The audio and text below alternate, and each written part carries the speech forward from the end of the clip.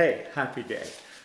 Canada, the Canadian Senate, recently they partially came out of the coma that they've been in for an awful long time, and protests erupted after this debate about the motion to investigate the Trudeau family, that's the Prime Minister of Canada, who have taken zillions of dollars apparently, and trips and so on, and it's all to do with the We charity thing I'm going to do, the scandal, and many other things as well. And senators yelled to the Prime Minister, "You are a bribe taker."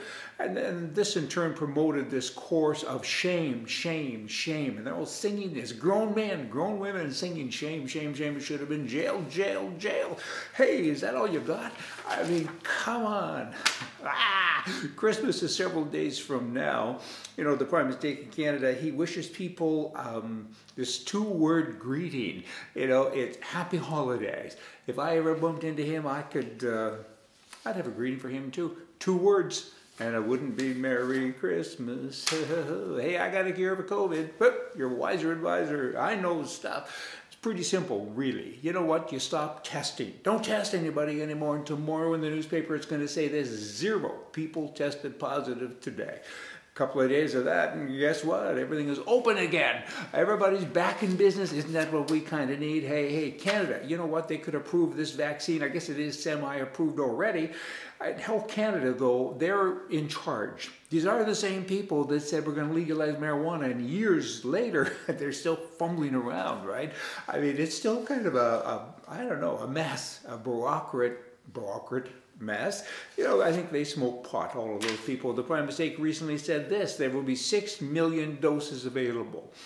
When, you know what, he's only half right, because really it's 3 because of the 2-to-1 and so on. So he's half right. That's okay. He's a half-wit. Kind of hard on him today, aren't I? But you know what? As a Canadian, I'm disgusted. We're all disgusted, aren't we? I mean, the country's in a mess. This guy, there's no accountability. There's just scheme and scam one after another, and it's not very nice. Politicians,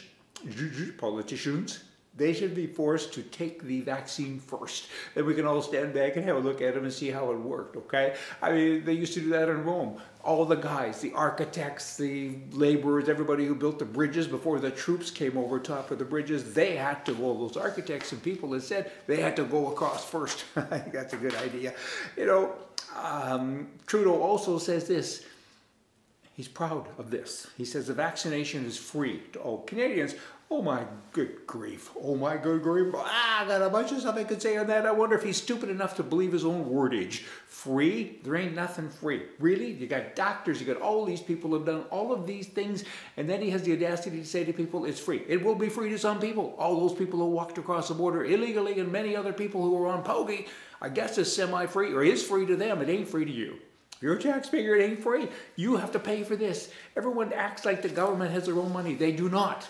I guess they print it now and again. Of course they do, but it's the citizenry money. So when a man says it's free, you know what? He's relying on the tax burden on the wage earners to make it free. That's a terrible use of wordage. Free? That's, there ain't no free lunch. So there. You know, but you can't laugh at kids anymore who believe in Santa Claus, because there are still some adults who actually still believe in the Prime Minister. COVID-19 cases are soaring in Alberta. It's kind of an upside down place. The press is all over it. And then you have the leader there, the Premier, Jason Kenney. He says, I'm asking Ottawa for field hospitals. Are you kidding me? How hard is it to have a field hospital? It can't be that hard. You go to a field, you put a tent up. Isn't that it? Or you go find a vacant building. In Alberta, there's lots of vacant buildings. Why are you asking for help? Why don't you just get the job done and go do it? This is another meeting to have a meeting to decide when the next meeting is. The Premier of Alberta does that all of the time. It's all about meetings and, I don't know, all talk and no action, all hat, no cattle. Not very nice, President Trump. He's expected, not expected anymore, he'd done it, sorry, kind of reading old stuff here, that he says all Americans, he signed this order, all Americans will have access to the vaccine before anybody else. Good. As he should. He's been about this America First thing ever since he's been around, right? I'm kind of with him on that. One more thing, President Trump, and then I'm over for the day. He's saying, you know what? Capital punishment. It's a good thing. I mean, it's there. It's in the system. you should maybe do it, right? There's a total of 13 executions since July, and he's now resumed putting inmates to death after this long hiatus. And it's interesting in the U.S. because capital punishment, I believe in capital punishment. Most people do. It's a high percentage. I believe you have the right to vote for it if you're on the jury or not.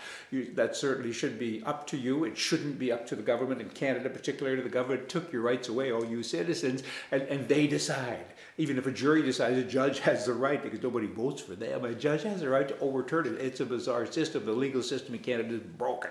But that's another topic.